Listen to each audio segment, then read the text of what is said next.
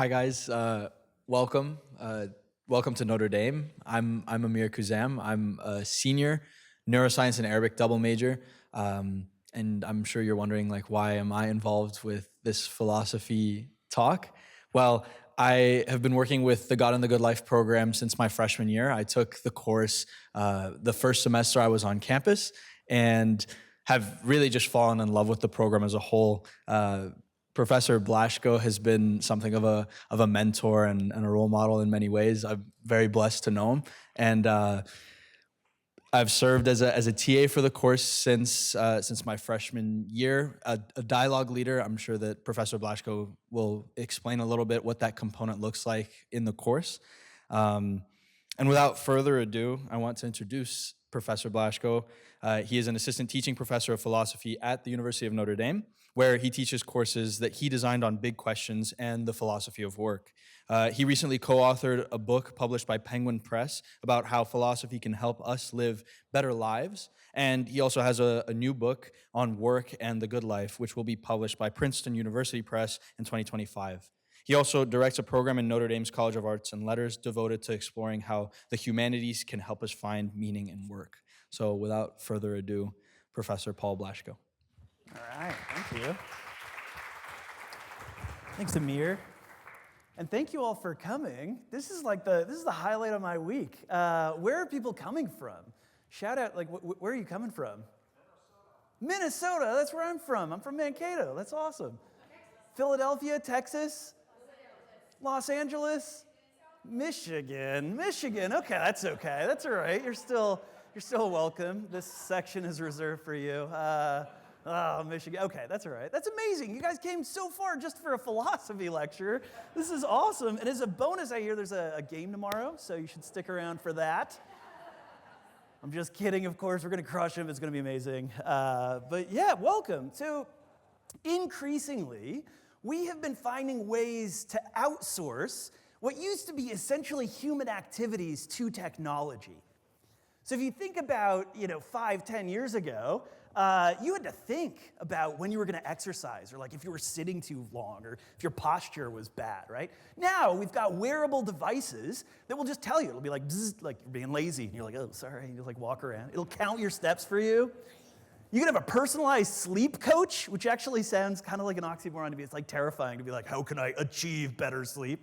But you can have a sleep coach attached to your wrist. Google Maps, I don't know if this is how you guys are, but now, 10, 15 years ago, I could kind of roughly get to a place. Now, if my phone dies when I'm driving, I'm like, I will wait here. And I just I don't know where I'm going, what I'm gonna do. Now, in these cases, it seems like offloading or outsourcing these activities to technology, it seems like it's a good thing, right? It saves us time, it makes our lives more efficient, and it doesn't seem like we're really missing something, we're really losing something. But increasingly, technology is becoming capable of doing things that we might think are essentially human activities. And so one thing I want to think through with you all today is whether living a good life and really reasoning about what that means and intentionally taking the steps to do that, whether that's one of those activities. So let me give you an example of something that might be an essentially human activity. This is a product that Mattel released in 2017 around Christmas. Mattel, famously, they make Barbies, Hot Wheels. And they said, I know what a good product, I know what the market demands here. A smart baby monitor, right? So this baby monitor, which they called Aristotle, would sit in your baby's room, and it would track everything about your baby. Are they sleeping now? Are they not sleeping? You're changing their diapers, and it'll tell you, you gotta hydrate them more, all this kind of stuff. The baby can interact with it, and you can program it to teach your kid manners. If it's just play Frozen, it'll be say please. It'll teach them how to be a polite human being. And when the product came out, it immediately imploded. Nobody wanted this thing. Nobody wanted it. And there were two major reasons. So first, this is my favorite review of the device. First, there's The sort of obvious ethical question of whether newborns can consent to have their data tracked, right? I mean, it's not really a question. They can't do it. Can you do that on their behalf, right? Is it a good idea to keep tracking your kids' data from the time that they're born? But in addition to these questions, there's a really important question that comes up in the first paragraph of this review here. It says, an unnerving new baby monitor is raising some privacy concerns among lawmakers, in addition to the problem of, allowing your kid to be raised by a robot, right? Is parenting an activity that is essentially human, something that only we can do, that we shouldn't offload to technology? And I asked this question, like 5 years ago, 10 years ago, this was a theoretical question for me, and I was like, of course it is. Like, of course we need to, parent our children by ourselves. Now I have 5 kids, and I'm like, maybe. It's like, what can the robot do for me? But no, I think parenting is a pretty clear example of something that we ought to do for ourselves.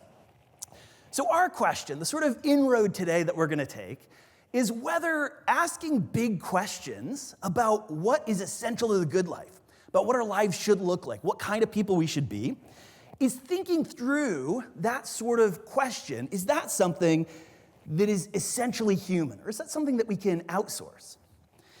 To get us into it, we're going to do a little thought experiment. In philosophy, we like thought experiments for a couple of reasons. One, they don't require any equipment, and nobody's going to trust a philosopher with a big microscope or something.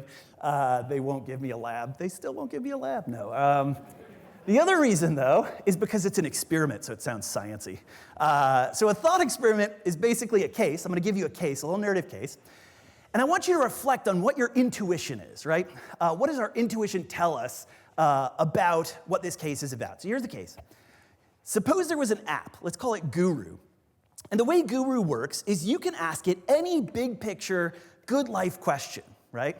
So you can ask the Guru, hey, should I take a year off before I go to school and work, or should I go straight to a university? It'll be like, beep, beep, beep, beep, beep. And it'll be like, go to school.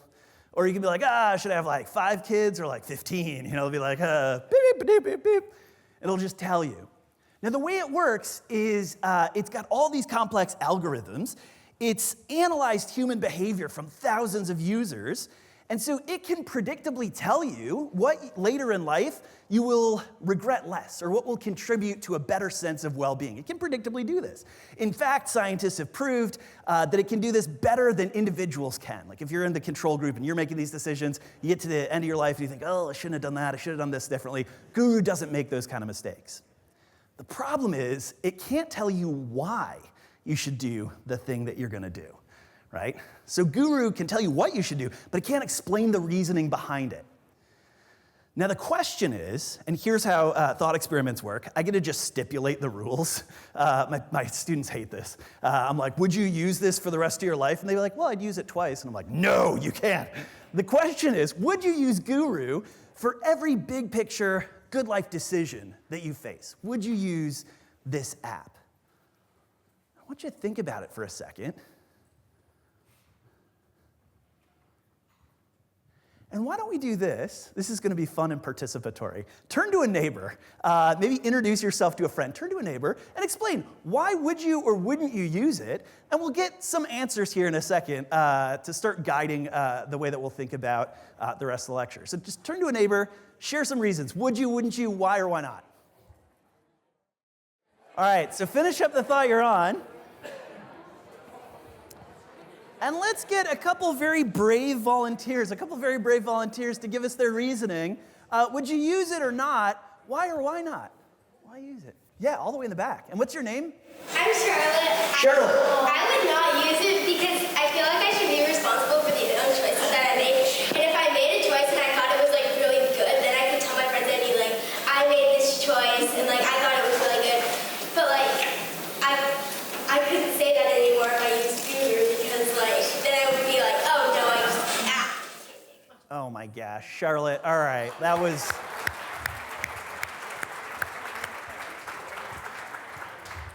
I'm just going to make a note so when you come to Notre Dame, you don't have to take first philosophy anymore.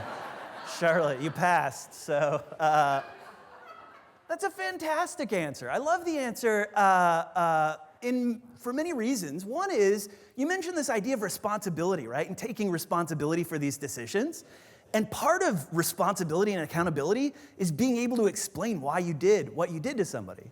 When I think about this, I think, okay, what if I was, dating my wife, and I was like, yeah, should I get married now or not? And I was like, yeah, do it. And I was like, okay, will you marry me? And she's like, oh, what inspired this? And I was just like, my phone told me to. Like, even if it's the right decision, even if the reasons are there, not being able to say, I'm the one making that decision, there's something that's really lost there. That's a fantastic answer. Yeah? Yeah, as I was discussing, the app misses the phenomenology of the experience. Whoa, yes. This just turned into a second level philosophy course. Yes, the phenomenology. I love this. So phenomenology is the sort of experiential data and information, right? Like going through the world. So it doesn't have that experience. Now, why do you think that's a problem? Is it that you don't think you can reach the right answers without having experienced life? Essentially non-human. Yeah. Becomes cybernetic. Yeah, good. So if somebody's giving you advice, they've had experiences. And sort of based on those experiences, they can tell you something. You might learn from them. Here, it's just like a thermometer or something. The information you're getting is different. You went to a parent and asked a question. Yeah. They would respond to you because they love you. Yeah. And that love is more important than the answer. Yeah. Oh, I'm going to write that down. That's good. I like that. Yeah, it's true. And we could test that. My dad's actually here. Dad, what should I do with my life? That's great. I love that. These are great reasons. Yeah, one more. I've always thought of myself and been taught that I was a unique individual and that there was no one else like me that, has the cumulative background of experiences that I have. So I think I would have trouble trusting that a guru really knew who I was. I don't want the answer that's good for everybody else or most people. Yeah. I want the answer that's right for me. And I don't know how guru would know me deep enough to answer some of these really deep questions. Just scrapes all your data from the internet, and it's like, I know you better than you know yourself. I think that's a great point. There are all kinds of times where we make a decision, and sometimes we make those decisions, and everybody in our life is like, what do you do? Like, why are you doing that, right? And we sometimes look back on those things and think, like, that is what I needed to do at that moment. Now, think about that, but times a million. It's just like a bunch of random users. That's like having people vote on like the most important thing. And you might think, yeah, my sense of direction, purpose, morality, it's not something I put up to a democratic vote. That would be like a disaster. I love these. I think these are great answers. One thing I want to do, if I can find my clicker, here we go, is I want to use this thought experiment, as a way of reflecting on Aristotle's view. So now that you're all like seated and like locked in your seats, lock the doors. We're talking about Aristotle. That's what we're doing.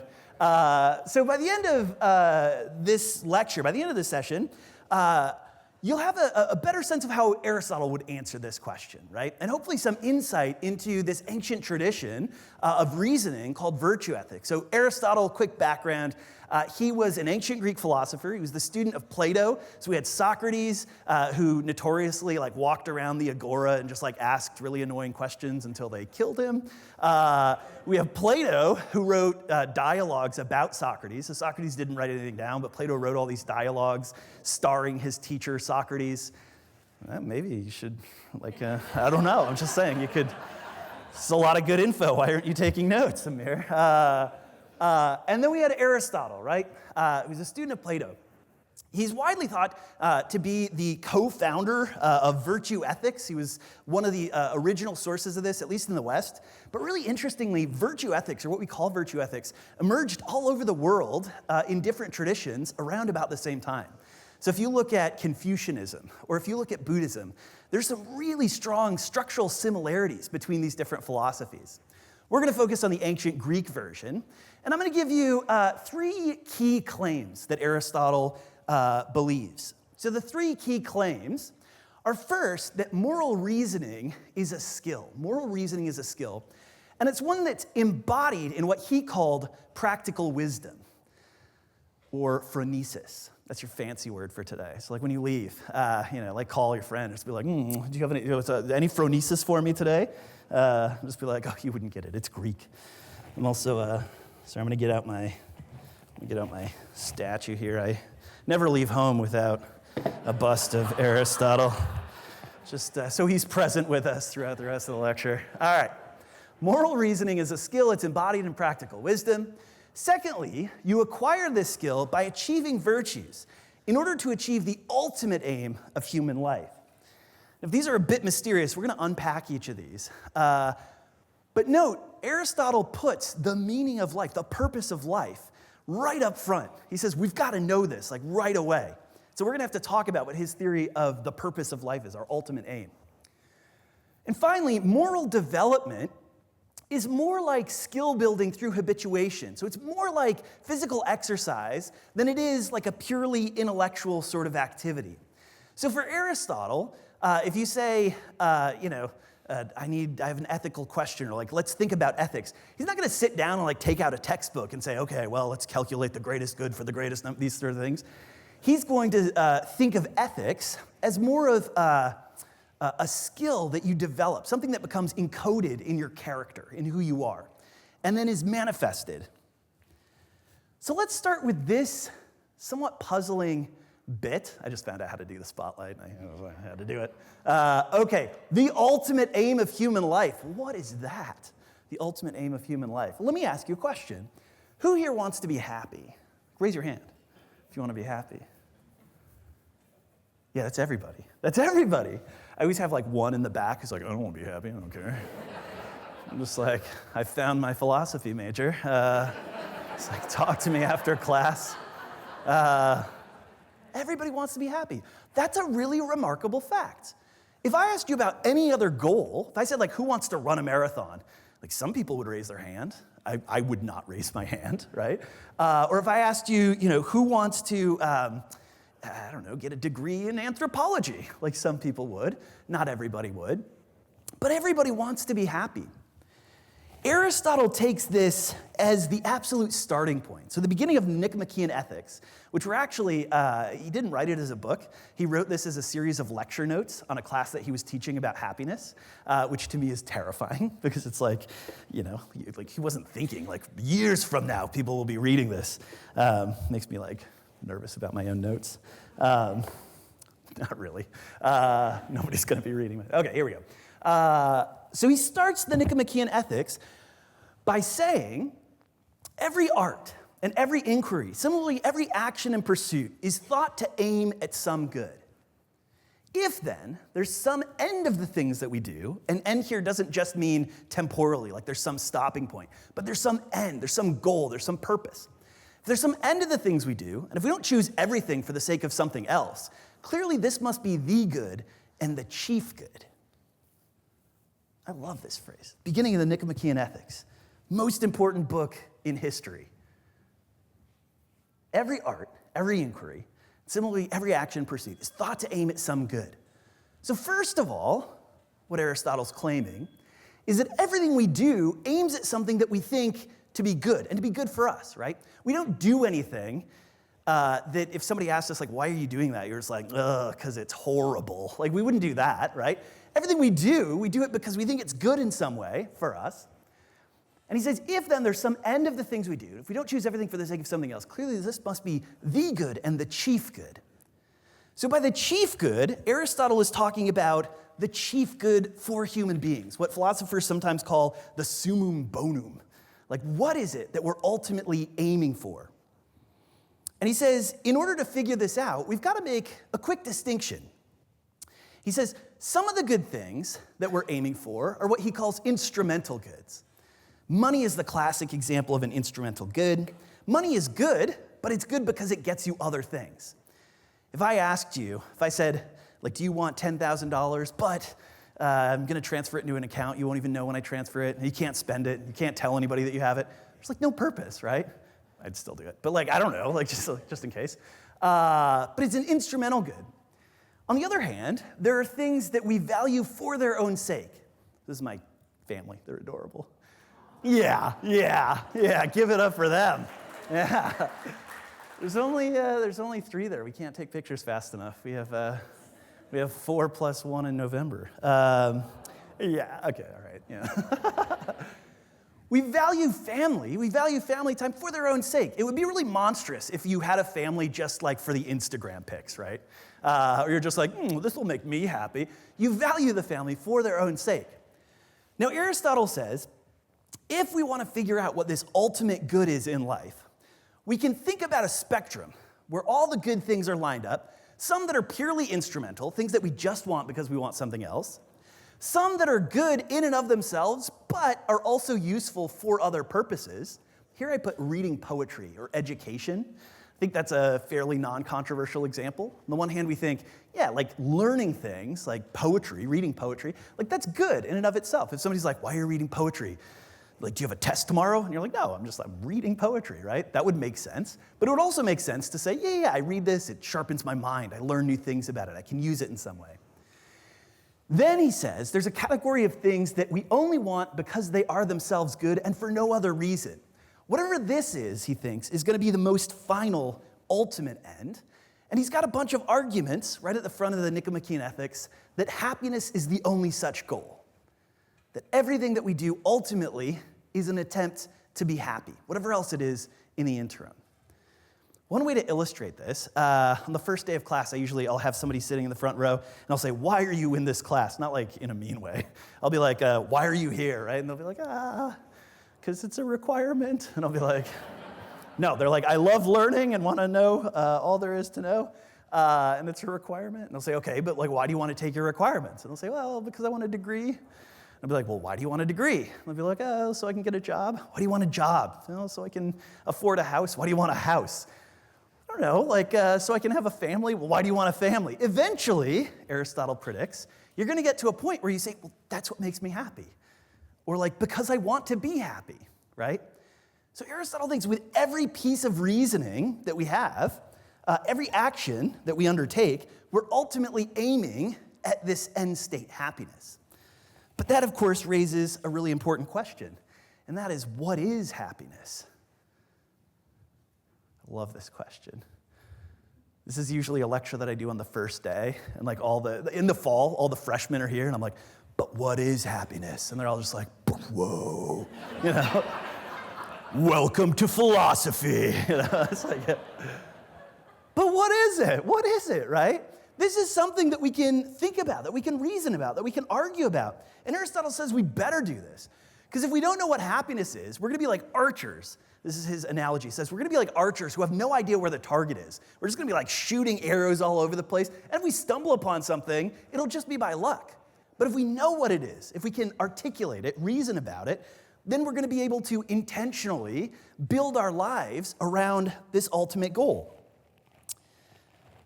So I want to think about what happiness is, and the way I'm going to do it, and this is a classic philosophical maneuver, is by considering theories and then trying to prove them false before giving a positive view, a view that Aristotle would argue for, and a view that I think is very plausible.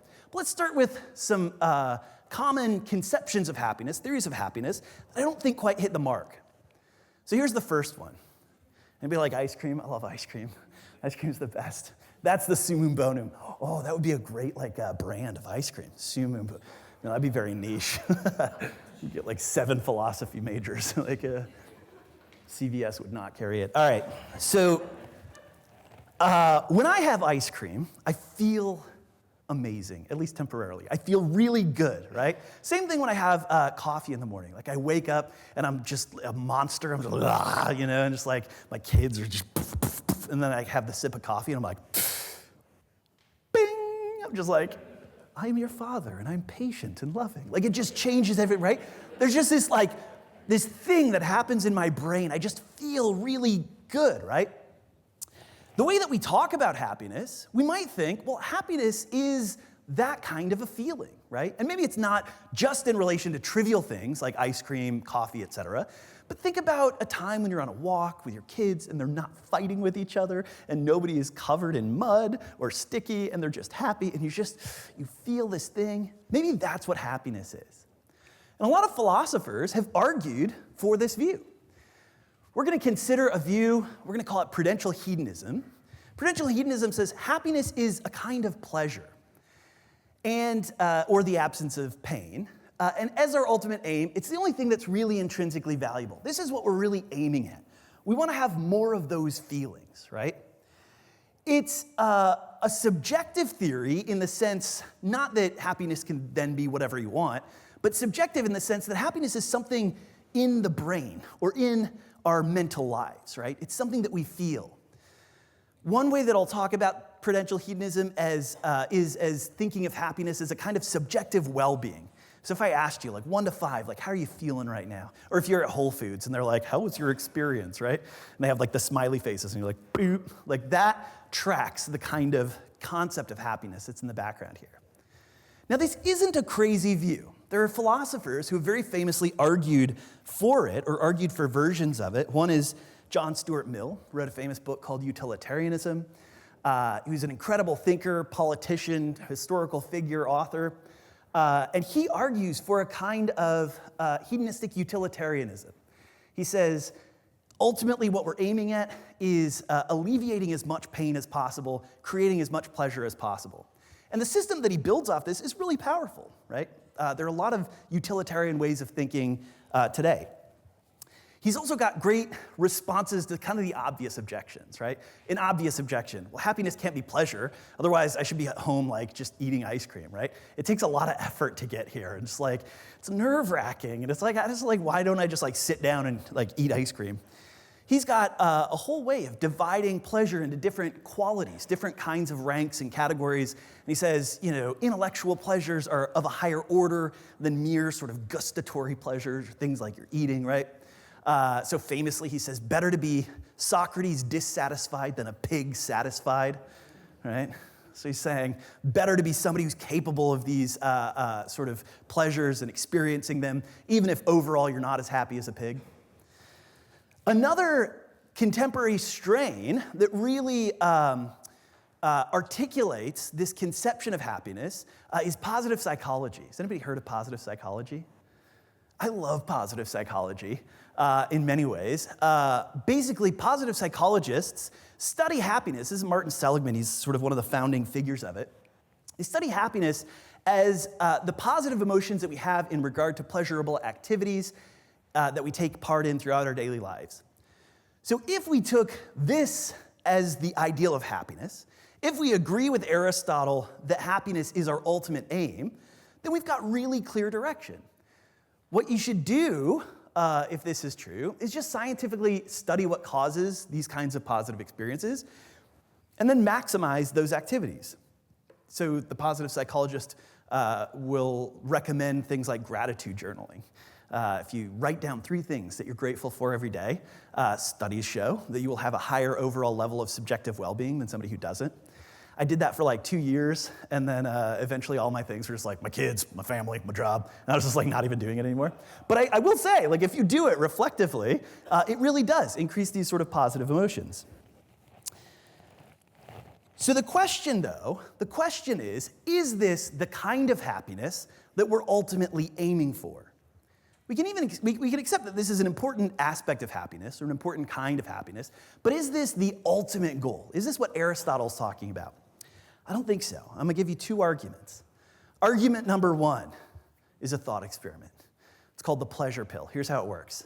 Suppose I had a box of pills right behind this desk. This is the part where like the philosopher's offering you drugs. So it's like, don't get me fired.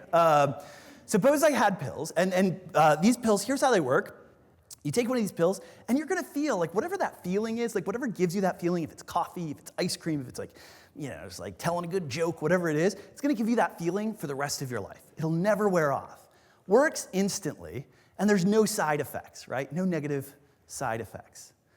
Question is, would you take the pleasure pill? Let's do the thing where we talk to each other again, and then we'll come back. Say, why or why not? Why or why not? Would you do it? Why or why not? Let's vote. This feels like a good way to do philosophy. Let's vote. Who wouldn't take the pleasure pill? Who wouldn't? Who said, nah, I'm not going to do it. I'm not going to take it. Most, the majority. Who would? All right. Bold. I like that. I like that. Let's hear from, what's that? You've already, have you already taken it? I saw a guy over by the stadium. No, that's true. You wouldn't care. So for somebody who said they wouldn't take it, why not? Yeah. I was thinking of your example of the kids on the walk, and you look at them and they're not fighting, and they're not sticky. And the only reason you get that feeling of, oh, happy, is because most of the time they are sticky and fighting. So like, I feel like part of that happiness is the joy of, knowing the harder parts. Yeah, good. I like this. And there's a couple of ways we could think about the dynamic there. One is like, taking the pleasure pill might just like increase your baseline for satisfaction with life in such a way that things that really should excite you and like make you feel happy, they just don't make that big of a difference, right? Another way of thinking about it is that happiness in those moments is attuned to something, but we become attuned to it by having experiences where it's not present, right? And so unless you're having these experiences where you're like, ugh, this is not going well, right? Then you're not going to be attuned in the right sort of way to appreciate when it is. So it seems like it's almost an attitude that has like content. It's like tuning you to the world in a certain sort of way. I like that. What else? Why not? Yeah. It also denies part of human experience. I mean, there is death and war and things that are genuinely sad. And if you're not experiencing that, are you actually experiencing life? Yeah. You're the one that said you're into existentialism. He's a plant. Yes. That seems totally right. I mean, dumb example, but suppose you're talking to your friend and they're like, oh, you're like, how are you doing? They're like, oh, my dog died. And you're like, cool. Like, you're like, you're not empathizing with them. You're not understanding what they're going through. Or if that happened in your life, you're not experiencing those emotions. You might think there's something essentially human about experiencing those things. Yeah. One person who would, why would you? I always ask my students this too, like first day, freshman, like, why would you do drugs? Like, I don't know. Yeah. I'm a classic half full type of guy, and I sure would like to have full glass. Okay. Yeah, I can see it. Yeah. I was just going to say that, like, just because of the fact that it never wears off, I feel as though the examples that other people brought up of, like, almost appreciating happiness because of the contrast of moments of unhappiness, you wouldn't necessarily need to rely on those contrasts because you'd always be at that kind of zenith happiness. So all those things that we as humans like think of as being almost necessary, able to experience happiness, they almost become like unnecessary because of that factor. Yeah. It's a fascinating empirical question, like what sort of impact this would have on our lives. You might think all those things that you strive for because you're struggling and you're like, I want that thing, right?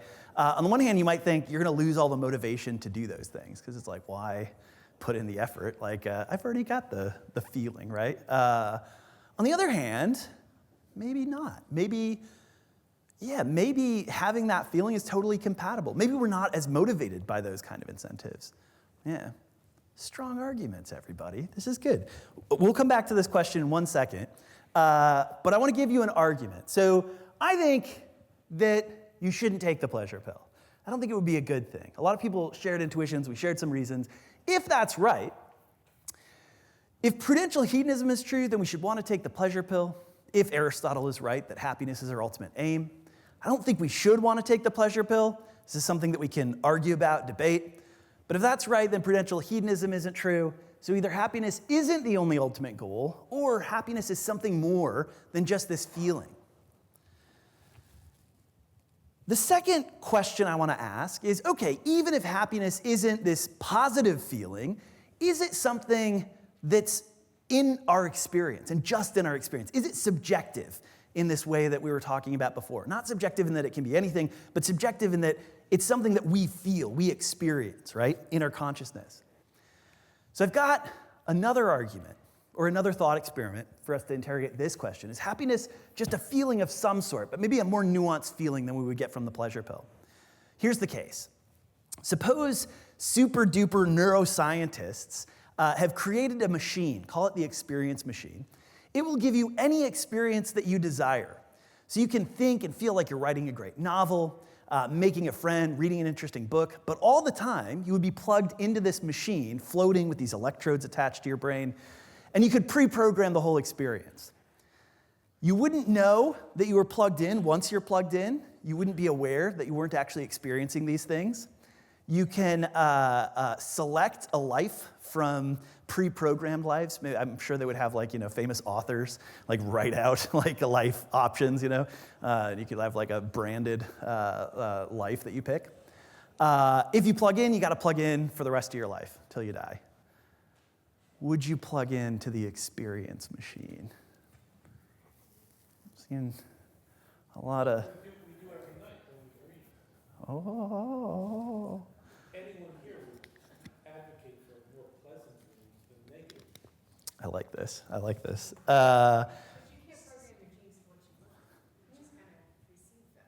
You can kind of. Have you ever heard of lucid dreaming? Where you can kind of control the dreams.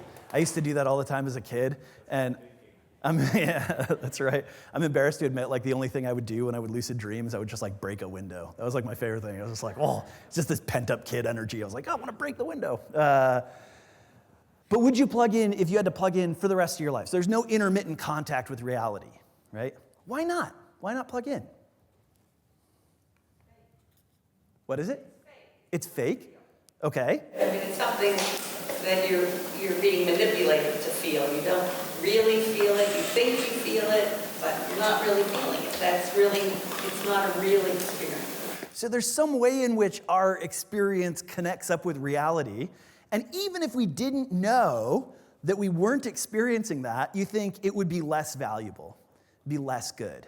But how do you know what we're doing now is what we really think? I mean, I hate to go back to Descartes, but Class number 3, sir. You bring up a really good point. You bring a really good point up. The first time you plugged in, the first and only time you plugged in, and you were plugging into something that wasn't real. Yeah, so there are philosophers today who argue that we're in the experience machine. Whoa. If that's true, then this is only my experience machine. So I can go home. I just leave, right? But there are people that argue that there's good reason to think this. And Descartes very famously argues that we can't now know whether or not we're being manipulated in some way like this. But the question is just, would you, if given the option?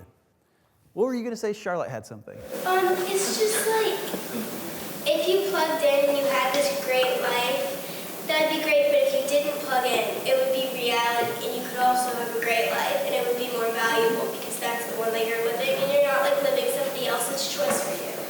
It's Who's Charlotte's parents?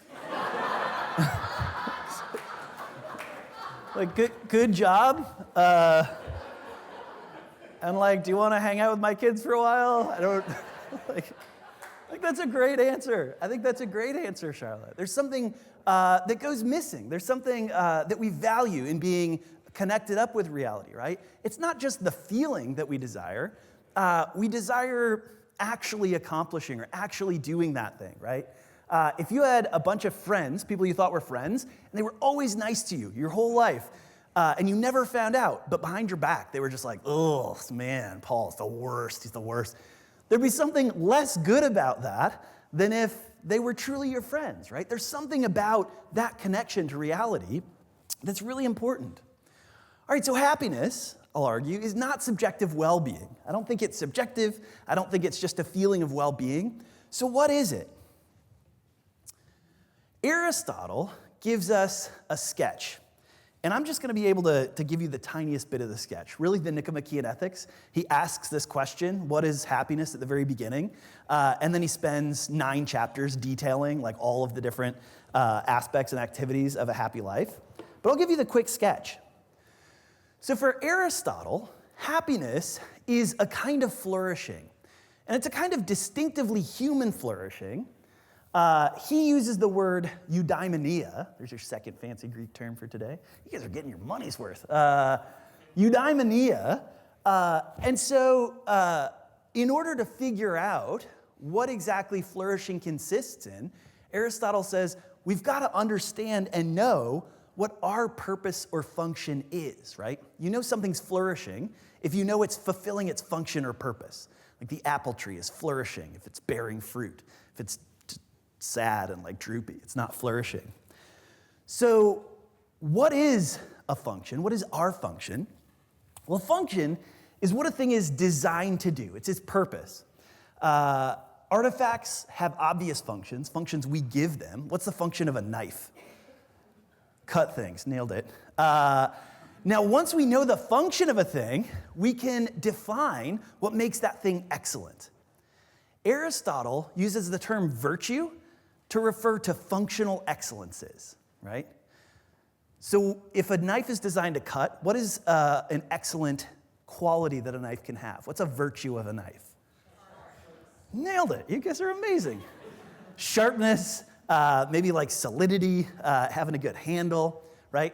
Now, Aristotle says not only do artifacts have functions, so do living things. If I had a dog up here, and the dog is just like, "Brr," and I like threw a ball and I was like, fetch, and it was like, "Brr," that would be a bad dog, right? Like bad dog. And not just like bad dog, but like bad quad dog, right? So living things, Aristotle thinks, have a function too. He says, wouldn't it be odd if everything had this function that we could define excellence in terms of, but human beings didn't? And so he says, in order to figure out what flourishing consists in, what we've got to do is define virtues with respect to that function, and then go out and acquire them. So this is what Aristotle means when he talks about virtues. When you hear virtue ethics, this is what he's talking about.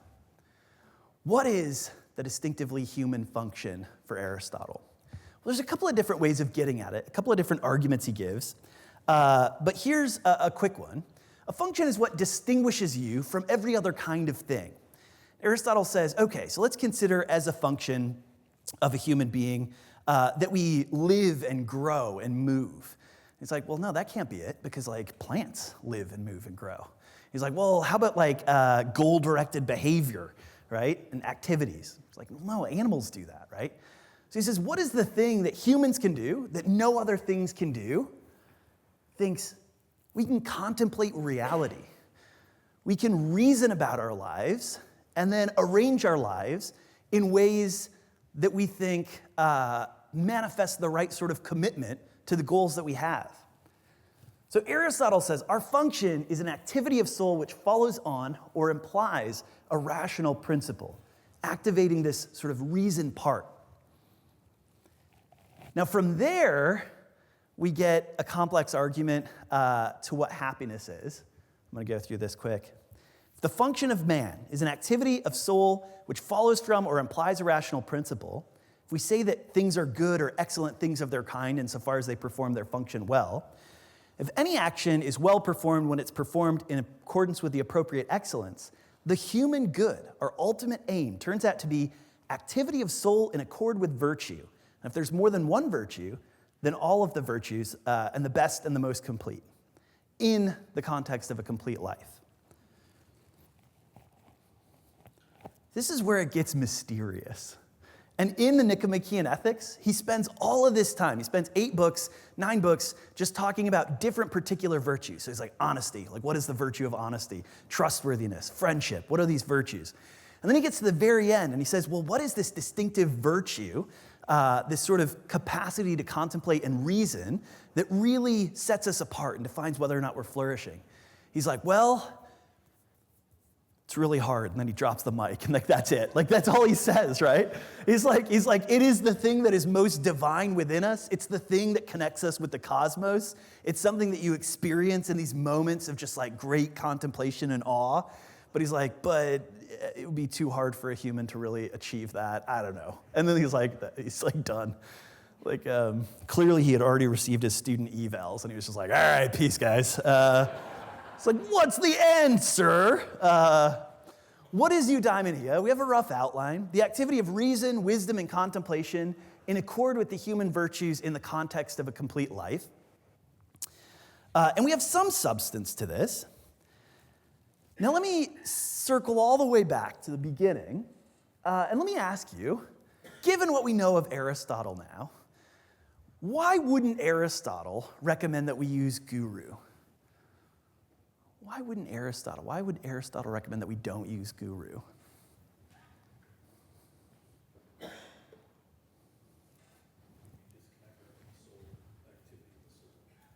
Disconnected from the activity of the soul, this kind of crucial reasoning. It's purely transactional rather than encompassing the complete virtues. It's transactional, it doesn't encompass all the virtues. Yeah.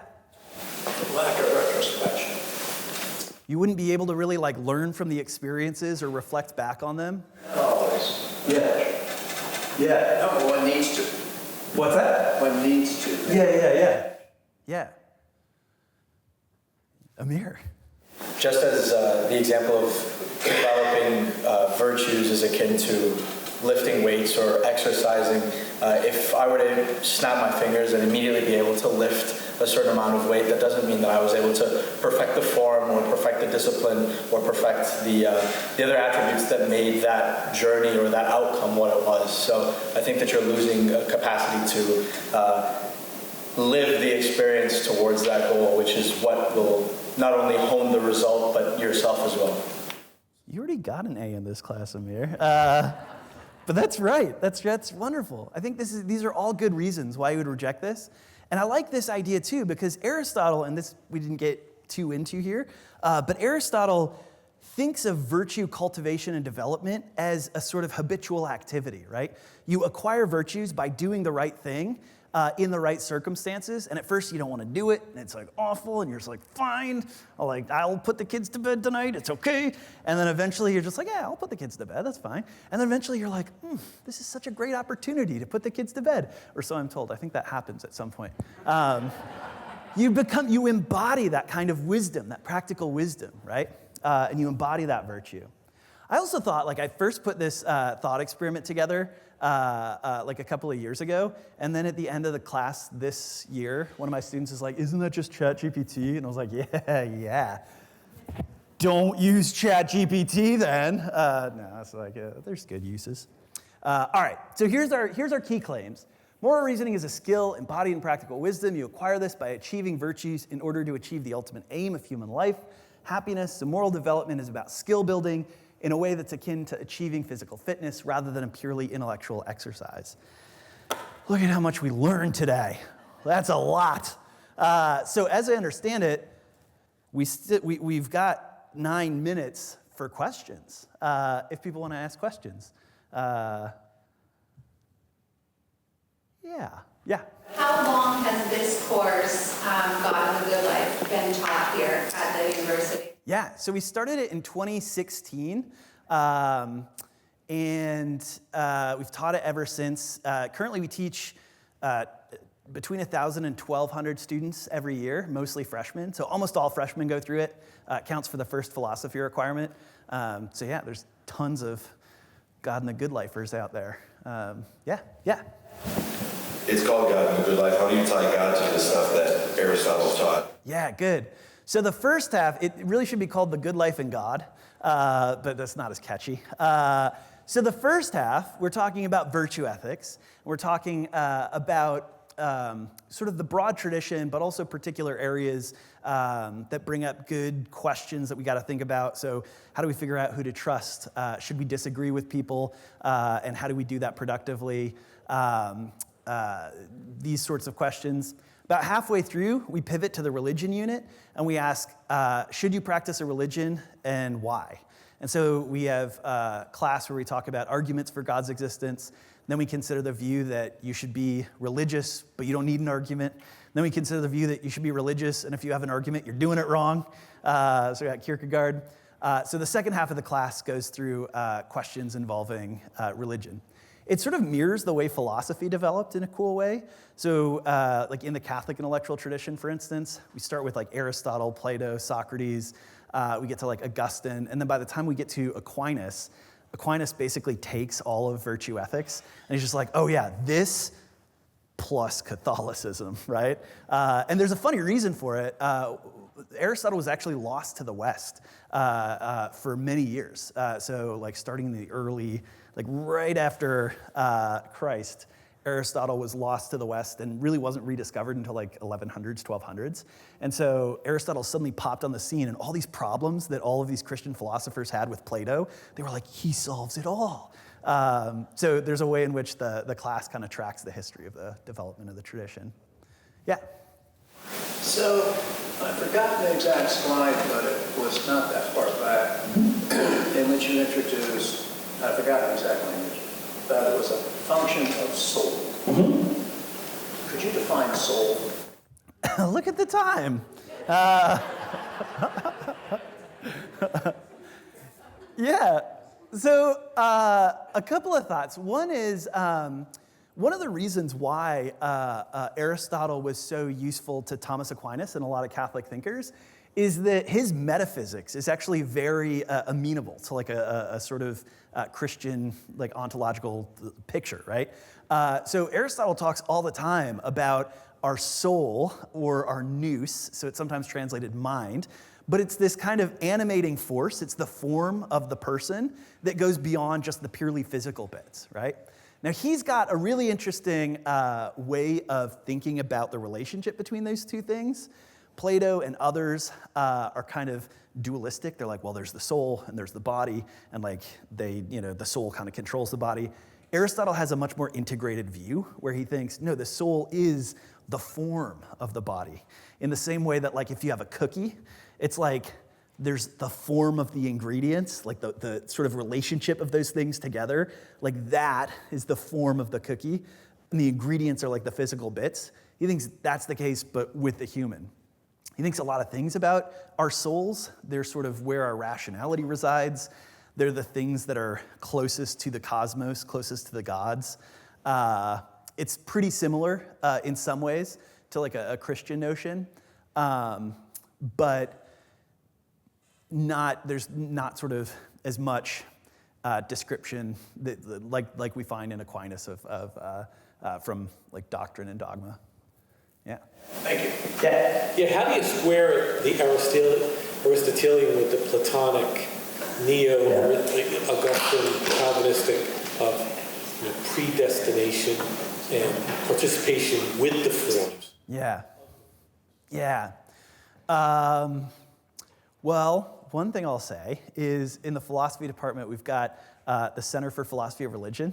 And these are things that are sort of people are actively thinking about all the time, right? So you've got like somebody giving a paper on Molinism and like divine foreknowledge. So like how can it be that we're free if God knows all the things that we're going to do, right? And on the one hand, you could say, well, we're all just predestined. Like everything is happening as it was always going to happen. There is no real freedom. And then there's philosophers who think, no. There's a sort of way that we can think through that. Pictures are complicated. But there's certainly, those are active questions, I would say. Yeah. Yeah. The second part of the students, God and the good life. Yeah. The moral development. Yeah. And you get into how, at least in the Catholic tradition, with the Pentecost and the Holy Spirit, and the guidance to achieve the good life and to achieve virtue. Yeah. And then, the handmaiden of virtue is the being of service. Yeah. So that's some giving that we receive. That's how we find ourselves. Yeah. That's the complete life of happiness. It's actually not the hedonism part. In fact, it's just the opposite. Yeah. Right? And that's what Christ is all about. Totally. One of the things that I love about the Catholic intellectual tradition is that they often will pick up like right where Aristotle leaves off at the end of the Nicomachean Ethics. One of the things I teach quite a bit about is philosophy of work. And in the philosophy of work, like in the history of the philosophy of work, there's this big distinction between the active life and the contemplative life, like the vita activa, the vita contemplativa. And so many philosophers are trying to sketch out, okay, what is a contemplative life? Like, what does that actually look like? And they're taking their cue from Aristotle, right? Our lives, in order to accomplish this kind of flourishing, they've got to be contemplative. But what does that look like embodied and like enacted? Is that just like a life of study? Is that a life of, that doesn't seem quite right. Like how do we embody that?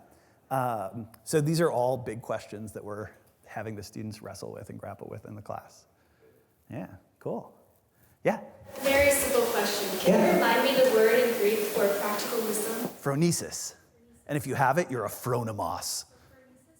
Phronesis. Yep. Yes, yes. Phronesis. Phronesis. Yeah. Yeah.